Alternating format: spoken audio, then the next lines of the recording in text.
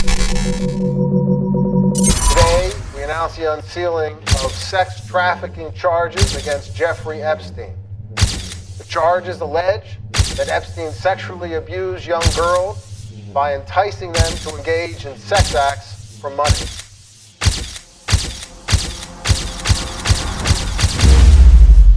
Do you think you're the devil himself?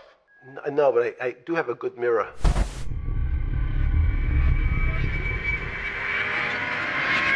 Hey, what's up, everybody? Brian here from LTL Media, and what you're about to hear in this video is disturbing, it's complicated, and probably some of the most craziest shit that I've seen hit the internet in years. Over the last several years, especially over the last few days, millions of pages tied to Jeffrey Epstein and his crimes have been made public via the DOJ. These are commonly referred to as the Epstein Files. In this video, I'm hoping to explain what these files actually are, what they are not, and how to responsibly understand what's inside them. So if you're new to this, you're probably asking yourself, what are the Epstein Files? Well, the Epstein Files are court records, investigative documents, emails, contact lists, travel logs, photos, videos, and testimony collected across multiple investigations, both criminal and civil. They come from many sources, including federal court filings, civil lawsuits filed by Epstein victims, evidence collected by law enforcement, materials disclosed through discovery, and documents unsealed by judges after years of secrecy. Importantly, there is no single master file. What people call the Epstein Files is really a massive collection of records released in stages, often across decades. So if you're new to this case, you're probably sitting there and you're asking yourself, why are the names of high-powered politicians and celebrities in these files? Well, this is where things tend to get a little fuzzy, if you know what I mean. A name appearing in the Epstein Files does not automatically mean a crime was committed by this person, but it should cast some major shadows of doubt on their innocence. Names appear for many reasons.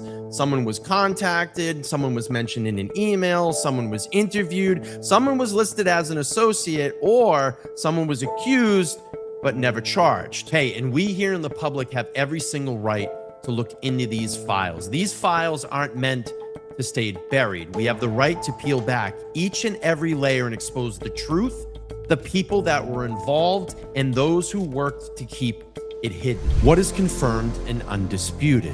What is undisputed is this: Jeffrey Epstein ran a long-term sex trafficking operation. Multiple victims were underage. Powerful people enabled him through money, silence, or access, and he avoided accountability for years due to his wealth and influence. Those facts are supported by court findings, victims' testimony, plea agreements, and official investigations. So you're probably asking yourself, why are these files still coming out now? Well, this is it. Many Epstein-related documents were sealed for years, sometimes decades, under court orders meant to protect ongoing investigations and privacy claims. But judges now are unsealing the records due to legal, expired protection, public interest arguments, media lawsuits, and pressure from victims demanding transparency.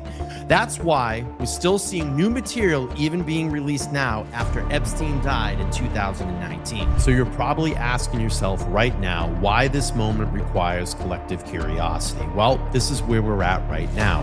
An enormous amount of newly released information by the DOJ is out in the public. And this is one of those moments where the internet can actually do something powerful if we approach it in the right way. This shouldn't be about chasing names for shock value, turning allegations into concessions, or farming outrage for clicks. This should be about collective curiosity, cracking into what's been released, comparing records, connecting timelines, and asking the uncomfortable questions that lead to real answers. Because when we slow down and do it responsibly, victims are respected, facts are strengthened, and the accountability becomes possible. If we rush it, distort it, or sensationalize it, we don't expose wrongdoing, we bury it.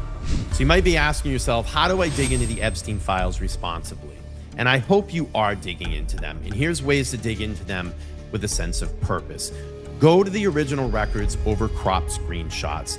Go to the court filings over internet rumors. You can search all of this information very easily right on the DOJ website. They have a search bar. You can type in the name or the particular documents that you're looking for, and you're going to get the straight fact information.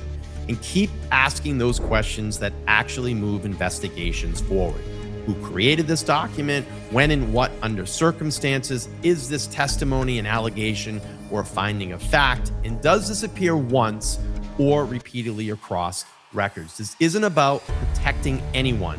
It's about getting it right. And we have to get it right, and we have to hold people accountable, because the truth doesn't come from outrage. It comes from careful, relentless curiosity. Why this still matters? Well, Epstein didn't operate alone. He didn't operate in a vacuum. What this case exposes isn't just about one man. It exposes how power, money, and silence can form a protective shield around abuse, even at the highest levels of society. And it shows warnings were ignored, complaints were minimized, victims were disbelieved or sidelined, and accountability was delayed, sometimes for decades.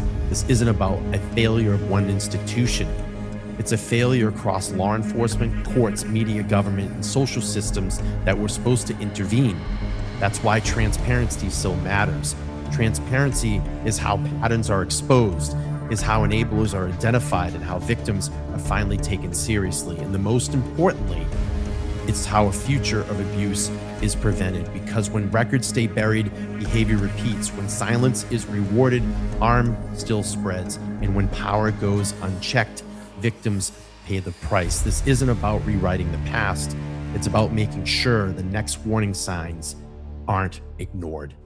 And let me be clear about this. These files contain names, photos, emails, travel records, and references to videos involving some of the most powerful politicians and celebrities in the world. I am not saying that every person named is responsible for what happened to these victims, but it casts many shadows of doubt. But what I am saying, if anyone is involved and enabled, ignoring it, or benefiting from it, they must be held accountable. And so far, we've only seen a few. There have been little to no arrests connected to those names, and no meaningful public hearings, and no serious, transparent efforts to explain how this was allowed to happen and who helped made it possible. And this should enrage everybody, because when information is this serious, it's documented, sworn, preserved in court records, and it comes out, and the response is silence, what message does that send?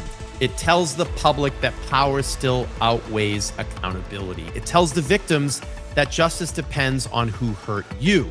And worst of all, it tells the next predator watching all of this unfold that the system can still be beaten.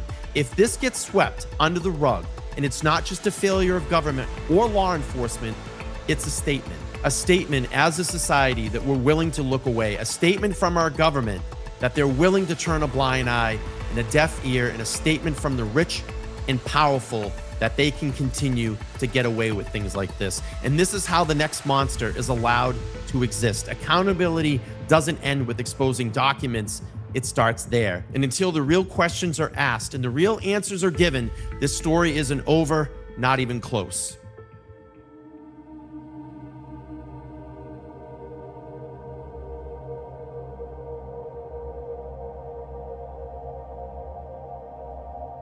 Hey everybody, thank you for watching this video. If you like this video, please make sure to like, share, and subscribe, and comment down below. Also, turn on that bell notification so every time I go live or drop a new video, you guys will know. And somewhere around here, a box is gonna pop up. You can see another related video to this channel. Again, I'm Brian, this is LTL Media. I appreciate your time. I'll talk to you soon.